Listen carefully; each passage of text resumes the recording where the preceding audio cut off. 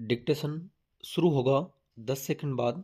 चिकित्सा पाठ्यक्रमों में दाखिले के लिए आयोजित इस बार की राष्ट्रीय पात्रता परीक्षा यानी नीट को लेकर उठे विवाद ने एक बार फिर प्रतियोगी और प्रवेश परीक्षाओं की विश्वसनीयता पर उठते सवाल गहरे कर दिए हैं। कुछ केंद्रों पर गलत पर्चा बंटने के बाद से ही विद्यार्थी आरोप लगाते रहे कि प्रश्न पत्र पहले ही बाहर निकल चुके हैं, मगर राष्ट्रीय परीक्षा एजेंसी यानी एनटीए लगातार उस आरोप को खारिज करती रही। फिर नतीजे आए तो उसमें कई विसंगतियां देखी गईं। मामला सर्वोच्च न्यायालय में पहुंचा तो उसने स्थिति स्पष्ट करने को कहा। फिर भी एनटीए और सरकार की तरफ से तर्क दिया जाता रहा कि परीक्षा का पर्चा बाहर नहीं गया।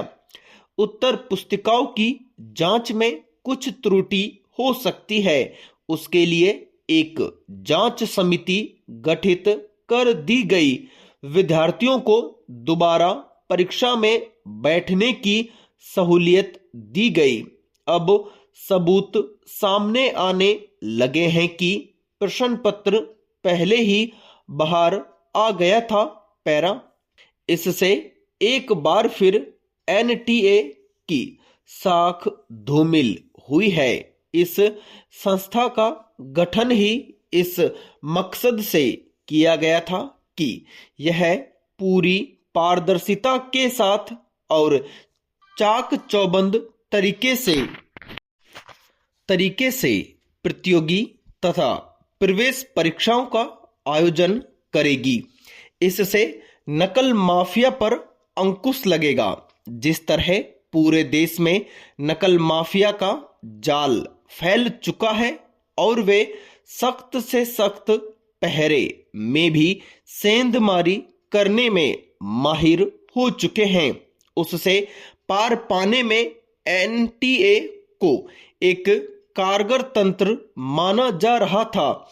इंजीनियरिंग और मेडिकल प्रवेश परीक्षाओं के पर्चे फोड़ने में सबसे अधिक कोचिंग संस्थानों का हाथ देखा गया है।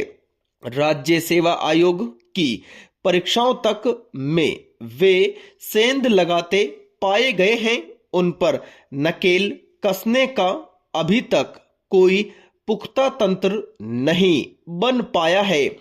परीक्षाओं में धांधली, होनहार विद्यार्थियों के भविष्य से खिलवाड़ और व्यवस्था में औसत तथा अयोग्य लोगों की फौज जमा करते जाने की कोशिश है। बिना दृढ़ राजनीतिक इच्छा शक्ति के इस प्रवृत्ति पर अंकुश लगाना मुश्किल है। पैरा आज के समय में तेज भागना ही जीवन का मंत्र बन चुका है। कहीं आना जाना हो तो सबसे तेज रफ्तार गाड़ी चाहिए, किसी से बात करनी हो तो सबसे तेज नेटवर्क का फोन चाहिए और कुछ जानना हो तो रंगीन सफेद पन्नों वाली कोई अच्छी किताब नहीं चाहिए, बल्कि सबसे तेज चलने वाला फोन या लैपटॉप चाहिए। अगर कोई इस बात की चर्चा करने लगे कि मुश्किल से 3-4 दशक पहले तक हजारों गांवों और कस्बों में बैलगाड़ी से आना जाना भी आनंद देता था, तो शायद आज के किशोर इस पर यकीन न करें और सयाने लोग कहेंगे कि कैसा इंसान है कि विज्ञान की उन्नति के विरुद्ध बात करता है। जल्दी ने शरीर को वाहन का इतना आदी बना दिया है कि थोड़ी दूर भी पैदल चलना बोझ लगने लगा है। मन भी इस हड़बड़ी के जंजाल में फंस गया है। तरह तरह के टैबलेट और कंप्यूटर आज सब कुछ जल्दी जल्दी और घर बैठे उपलब्ध कराने में सक्षम है। किसी को कुछ जानकारी चाहिए तो एक क्लिक पर तरह तरह का ज्ञान हासिल कर सकते हैं। इतना ही नहीं, कुछ खाना पीना है तब भी 20 मिनट के भीतर किसी को खाने पीने की चीजें या पेय पदार्थ, चूरन, मिठाई सब कुछ हाथ पर मिल रहे हैं। हमारा रुपया बैठे बैठे एक बटन दबाते ही हमारी चाहत के अनुसार इधर उधर जा सकता है। पैरा निजी स्वतंत्रता का दर्शन प्रमाण आज की तकनीक ने उपलब्ध करा दिया है। हमको कुछ देखना है तो अकेले देख लें, कोई दखल नहीं देता। कुछ खाना है तो मंगाते ही दरवाजे पर हाजिर।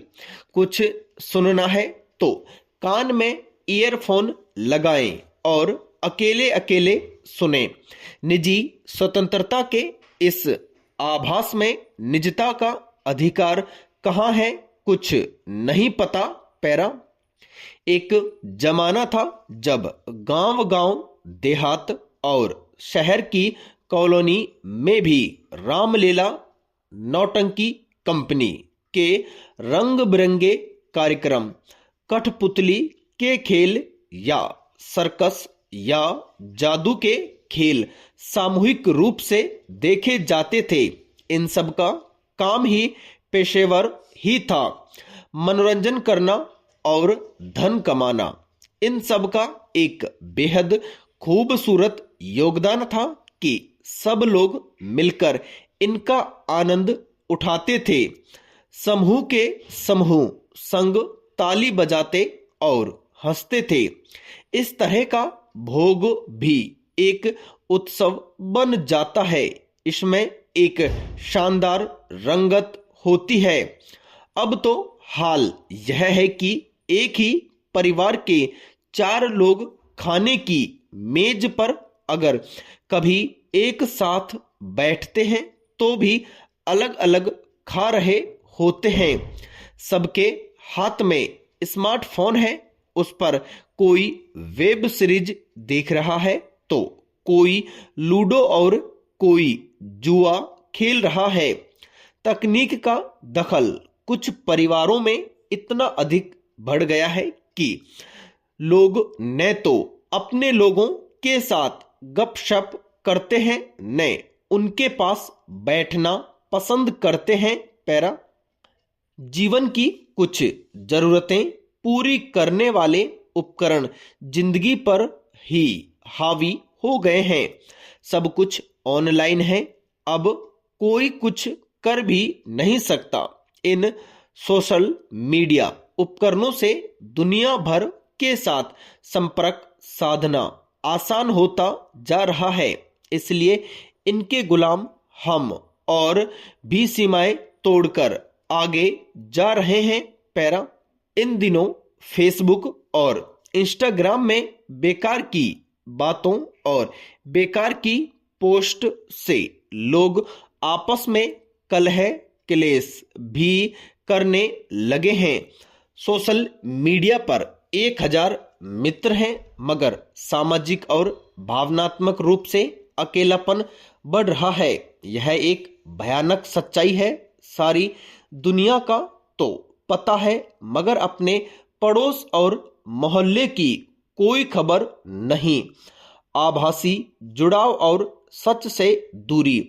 अब हम आदमी की नहीं, ऐप की दुनिया में रहने के आदी हो रहे हैं। बस इसी से जीवन का रूप बिगड़ने लगता है। इंसान एक सामाजिक प्राणी है।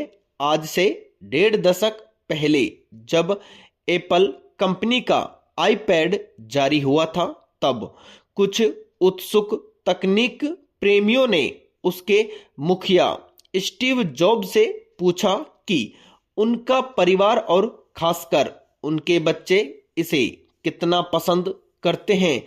तब उनका जवाब था, मेरे बच्चों ने इसका कभी इस्तेमाल नहीं किया है। मैं यंत्रों से अपने बच्चों को बचाकर ही रखता हूं।